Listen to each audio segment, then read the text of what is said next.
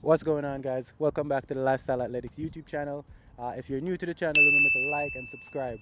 Today I have a special video for my 100-meter runners and my 400-meter runners. If you're a beginner athlete and you don't understand the difference between the 100 and the 200, today I'm going to do a quick breakdown of the key differences between the sprint form for the 100 meters and the 400 meters. So again, today I'm doing a technique difference or key differences between the sprint form of the 100 meters and the 400 meters. And you know I'm running back. I want all the noise on the track, running laps, yeah. Like I'm Rod Troy, I'm living fast, switching lanes. So first we're going to start with the start technique for the 100 meters. For the 100 meter technique start, we're trying to be low and aggressive, right? You're trying to focus on your acceleration. And when I say acceleration, I mean that first 20 to 25 meters, 30 meters, you're focusing on driving your knee forward, staying low, and you want quick, powerful steps. You notice the key words I use there: quick, powerful steps. So you don't want turnovers fast, you want big, powerful, quick steps. That is the goal for the start of the 100. Now, let's talk about the start for the 400 meters. The start for the 400 meters is going to be a little bit more slow and smooth, right? So you're not trying to be as explosive as the 100. What you're focusing on is strong, powerful drive. So I want big, powerful strides getting into that drive phase, right? So instead of me trying to go as fast as I can in the beginning, my goal is to be as smooth as possible, right? Because think about it, 400 is a gradual build up. It's a gradual wind up, right? So you're not trying to be your fastest right out the first turn, right? So that is going to be the key differences in the start technique of the 100 and the 400. Now let's look at the acceleration phase, right? For the acceleration phase of the 100, we're focusing on top. We're trying to hit top speed between 30 and 40 meters, right? So think about it. We want quick acceleration in that first 20 to 30 meters, and we're trying to hit top speed by 40 meters, right? That is the biggest thing when we think about acceleration for the 100. When we think about acceleration for the 400, we're thinking about a gradual build-up. It's going to be a longer acceleration. Like for myself, when I'm running a 400, I'm accelerating for about 80 meters, right? That first 80, I'm pushing out, building before I gradually hit top speed, right? Now, let's look at the next big thing. The next big thing here is going to be body position, right? When we think about body position for the 100 meters, we're thinking of a slight lean forward, right? We're thinking of a slight lean forward, and what we want is upright for top speed, right?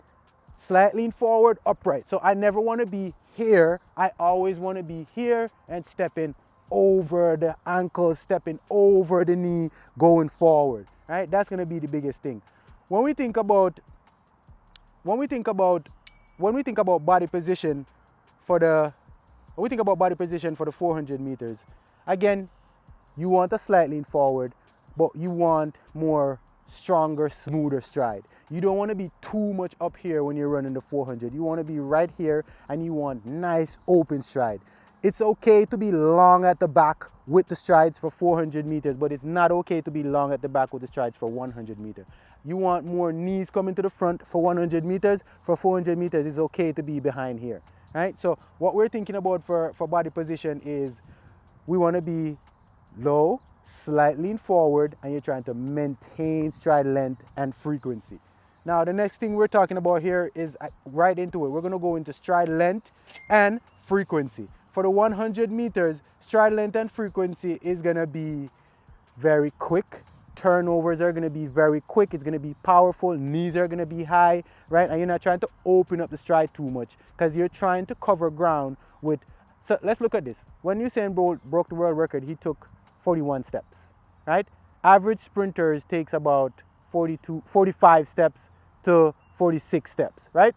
Usain Bolt did it in 41 steps. And how he did that was with stride length, frequency, and powerful stride. So he took less steps than everybody else, right? So that's going to be the biggest thing. You want to focus on your stride length and frequency, and you don't want them to be too open, but at the same time, you don't want them to be too tight.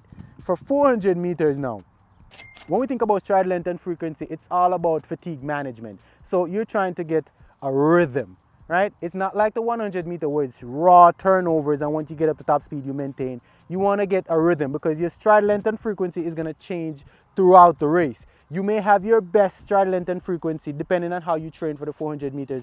You may have your best stride length and frequency up to 250 meters, and then from there you're trying to maintain that to the finish line. So I would say focus more on getting out smooth, maintaining, feeling how your strides are feeling, maintain that stride and try to carry it home. Don't try to get too short, too much of short, powerful step, because then you're gonna be fatigued quicker. The 400 meters is all about fatigue management, right?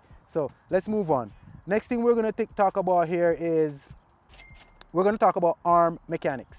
For the 100 meters, your arms are the drivers, right? We're thinking about how we're gonna propel our body forward, and we want very aggressive arms. I'm thinking of my arms as like hammers, punching down, punching my feet in the ground, right? That's the biggest thing with the arm drives for the 100. For the 400, when we think about arm drives, we're thinking about control, conserving energy, trying to stay smooth, right? We're not trying to be very aggressive with the arms for the 400. We want smooth control, shoulders down, nice and relaxed, right? And the arms are still driving the legs, but it's a bit smoother and with more control. Control is the name of the game for the 400 meters. I see a lot of people burn out after 200 meters because they press too hard in the beginning and they're not able to maintain, right? All right, next thing we're gonna talk about here is pace strategy, right? This is the biggest thing with the 100 meter. It's an all-out sprint. Guys, it's an all-out sprint. You have to go all out.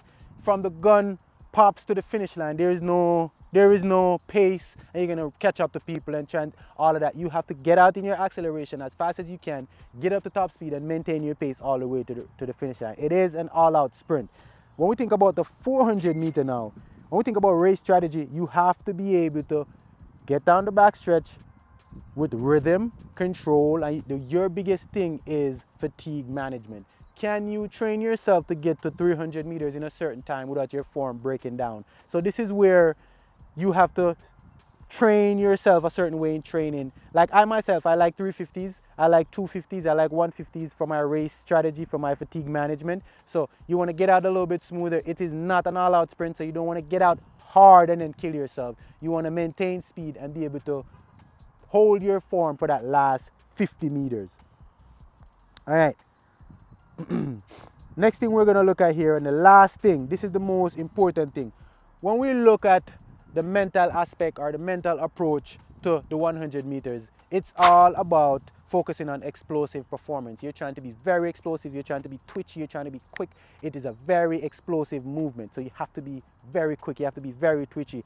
That is the mental mindset of the 100 meter. Fast, twitch, muscle fibers, quick, as fast as you can, very explosive. That's why you see sprinters jumping high before they get in the blocks. That's why you see them doing quick high knees, doing everything very explosive before they run the 100 meters. And when we think about the 400 meters now, it requires endurance, it requires discomfort management. You have to learn to run under fatigue. You have to be able to maintain your form when you're getting tired. And most sprinters lose it in the last 50 meters, right? Come in front of me, Ali, come in front of me here. Most sprinters lose it in the last 50 meters, right? So your goal is to train fatigue management. I'm coming to you as somebody who's run the 1, the 2, the 4 hurdles, the 800, all of these events, right? And there is a method to running all of these events, but today the goal is focused on the 100 and the 200. And if you guys are interested in me doing more breakdown like this and showing you guys the key differences and opening your eyes on how to train for these events, you let me know. It's Rox Arcado here, two-time Olympian. This is the Lifestyle Athletics YouTube channel, and we're coming to you guys with more informative videos. Shout out to the cameraman. The channel wouldn't be nothing without the cameraman, guys. And if you guys have more videos you want me to break down, leave a comment under this video. If you watched it to the end, we have a special giveaway coming for 100,000. If you made it to the end, hit 100. Yo, guys, we're trying to get 100,000 here, guys. So the YouTube shows me the amount of people that watches the video. It shows me who subscribe. And guys, 50% of the people who watch the video are not subscribed to the YouTube channel. Guys, remember to subscribe. You know, it helps the algorithm to push the channel out so we can get this information out there to all the athletes who are trying to receive this information. So until the next one, we outie. Thank you to the cameraman again. And you know I run it back. I want all the noise on the track, running laps. Yeah.